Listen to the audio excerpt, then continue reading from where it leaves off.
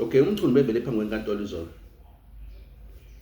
Phathi izinto ayishilo ukuthi uthe uma bekuze kuphenyeni iPKTT yenza umsebenzi omuhle and yena uyimisele ngokuthi lo msebenzi wePKTT wokuphenya indlela ebisebenza ngakhona eKZN akuthathe lokho akugcwalise eSouth Africa yonke.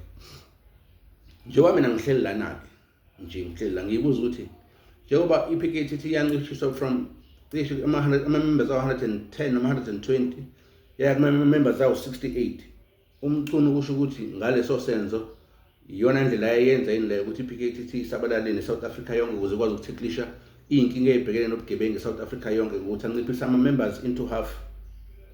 Later on ngokuthi ayiqede nya iyona ndlela ayethatha umsebenzi wePKTT ewugcwalisa eSouth Africa yonke yini leyo. Umbuzo nje engiyibuza wona loyo.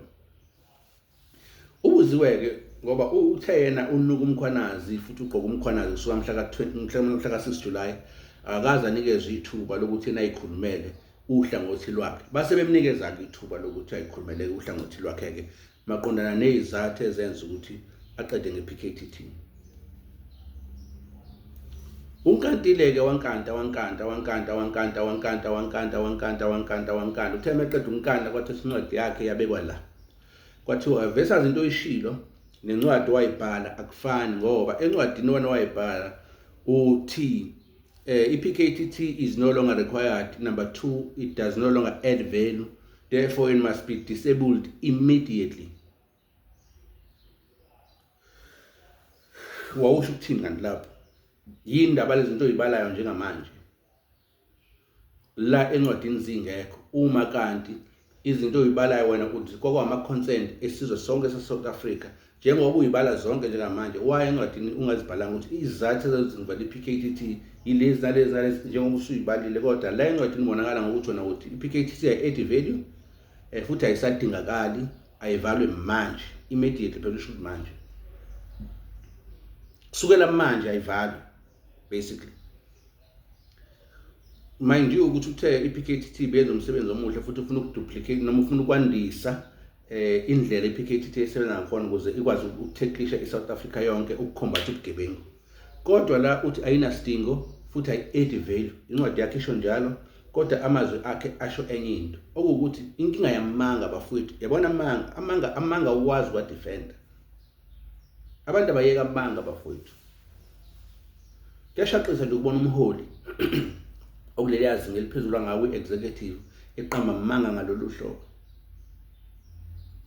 Kuyona le ncwadi kuvela ukuthi uthi abantu ababezoyithola le ncwadi uchief of staff no commissioner because bese buzwa manje iphuthiwe kanjani yakhe John Mokgotsi the same letter on the same day. So uthi ke yena kuyena wayiputshuza kodwa abanye abantu abene access yayo ucommissioner no chief of staff. Kwasithiwa no, uchief of staff wayengekho emsebenzini.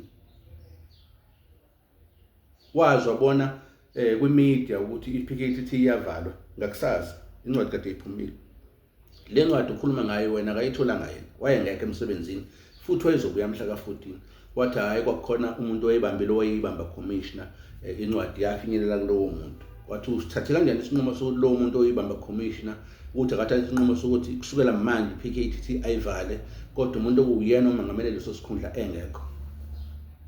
Amanga bafowethu, amanga wayeko bafowethu, ngoba amanga wami. Umthuli momlalelo uhlakaniphile kodwa inkinga yamanga imendleleni yakhe ngoba amanga awavikeleki.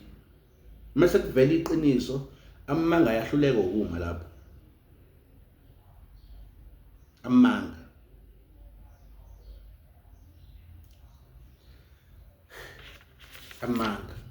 iyangicika bafowethu indaba yamanga kakhulu nje kakhulu. Uvezeke ukuthi ke yena akasona isigebengu futhi nale insolo lezalumbaniswa nazo zabantu abazigebengu ziyinsolo nje kodwa yena akasona isigebengu. Futhi uveze nokuthi umnumzane Mkhwanazi naye uyazi ukuthi umthuna akasona isigebengu. Uthe phakathi kunembeza kaMkhwanazi uMkhwanazi uyazi ukuthi yena akasona isigebengu. Amazwi akhe lawa awakhulume phambi kwekomiti lapha enkantolo eliphenya maqondana nezinsolo ezenziwa mhla ka-6 July. ubuziwe wavuma ukuthi uyamazi uBrown Mokgotsi, kodwa as per ubudlelwano babo ukuthi bekulikha information ebucayi ilikhele kuBrown Mokgotsi bese idlulela kubantu abafana noMatlala, uthi akazi ukuthi kwenzeka kanjani lokho, naye kuyamkhathaza nje ngathi sonke. So ngiyazibuza ukuthi uma besaqhubeka namanga umnumzana uMchunu, uma beseqala sekuletha ubufakazi ke manje obuqoshiwe ngokwengcingo, uzothini? Because uma umbheke eqala inkulumo yakhe, ufune ukuma phezu kwamanga ukuthi iPKTT yenziwa mhla ngolikhujana ngo-2019, okuwukuthi umkhwanazi wekade ethe incwadi ngenzeka kuba ibhalwa ngomchunu ngenxa yokuthi umchunu uyazi idate ekwaqala ngayo iPKTT and angeke azalenza iphutha lokuthola ama-date wrong, njenganomuntu obevele khona ku-government owazi ukuthi iPKTT yaqala nini. Njengoba ama-data wrong, lento isho ukuthi ngenzeka ukuthi akuyena wayibhala le ncwadi kodwa yena wayisayina. Number 2, wathi umkhwanazi vele kule ncwadi kade yehla yenyuka until kuze kuthiwa hayi ke isingathunyelwa ukuthi iPKTT ayifaki. Naye umchunu uyakuveza futhi ukuthi hayi incwadi yehle yenyuka, kodwa uthe uyena wayiqala wayibhala, wayidrafta futhi wayekwakhe ehleli yedwa, abantu abekhona kwakhe umkakhe ney'ngane zakhe. Kodwa on the very same day incwadi itholakala esisezandleni zamnumzana uBrown Mokgotsi, naye ovele kwabe indaba ekhuluma ngokuthi hayi yena usazoya phambi kweCommission futhi usazobaneka abantu. Enye yezinto ayishilo uBrown Mokgotsi ukuthi bacanga ukuthi uma ngabe azi ukuthi uKethi Matlala wakhokhela u128,000 I think we-January 8 statement, bacanga ukuthi akazi ukuthi noma ngenzeke yena ukuthi uMatlala wamtshela ngabanye abantu futhi akabanika imali, okusho ukuthi njengoba yena ezoya lapha phambi kweCommission uyodedela amafayeli ukuthi nawe bani wayithola imali yaMatlala, nawe bani wayithola imali yaMatlala, nawe bani wayithola imali yaMatlala. Umbuzo engiyibuza wona uma ngabe benza yonke leyo nto uBrown Mokgotsi unabo nobufakazi ob-implicate labo bantu athi uzobakhomba maqondana nemali evela kuMatlala, uMatlala osolwa ngobugebengu. So ke uthe umthunuke nasezinzweni zakhe into ekuthiwa ubugebengu ayikho nje. Kusho umuntu oqamba amanga ngaphansi kwesifungo phambi kwekomiti lenkantolo ukuthi akasona isigebengu.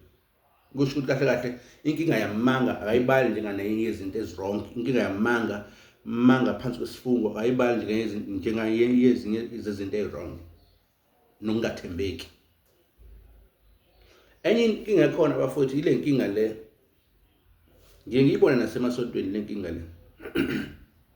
Inkinga ye-comprehension.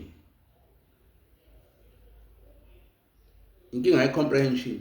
Uthola ukuthi umuntu either ufunda into obhalwe phansi kodwa mase ekhuluma okuhlukile njengalento eyifunda phansi, noma abuzwe enye into kodwa yena mayephendula akhulume ngenye into nje ehlukile kunale kukhulunywa ngayo.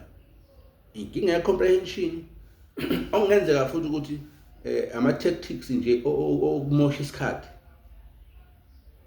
ngoba ayikho into ethi umnumzana uMchunu angesizwe isilungu esiqeketha kangaka isilungu, because omunye wabantu abanolimi oluzwakalayo uma bekhuluma ngesilungu ongadingi ukuthi kuze kuchaze ukuthi uthini, because isilungu sakhe sikuleyo level la ethi mekhuluma khona kuzwakale, noma kuthiwa umuntu okhuluma isilungu kuphela ongakazi ukukhuluma olunye ulimi. Uma ukhuluma nomnumzana uMchunu nje ezokhuluma isilungu uyezwa ukuthi uthini, awudingi itolika futhi awufundiseli ngento ayishoyo. Into engixaka ukuthi uma ngabe yena elalela kuzwakala ngathi akakwazi ukulalela into eshiwo kuyena ebese phendula ngokushiwoyo, kodwa uzokala ngazi ukuthi into ekhulunywayo yena usuke engayilalele kodwa usuke elinde nje ukuthi mayeqeda lokhulumayo futhi kwesikhathi akaqedwa kuqeda vela interject asho lokho afuna ukusho. Inkinga ekhona le enkulu kakhulu, inkinga nje ekhona enkulu kakhulu le. Anganoma yini enye ebalekile engayiphathulula ngaphandle kwamanga nje, ngaphandle kwamanga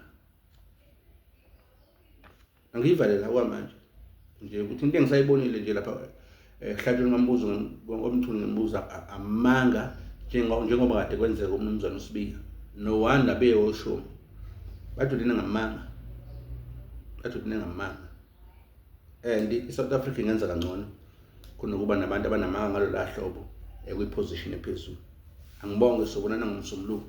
Nibe ne-weekend enhle. Nginithanda nonke emakhaya. Bye bye.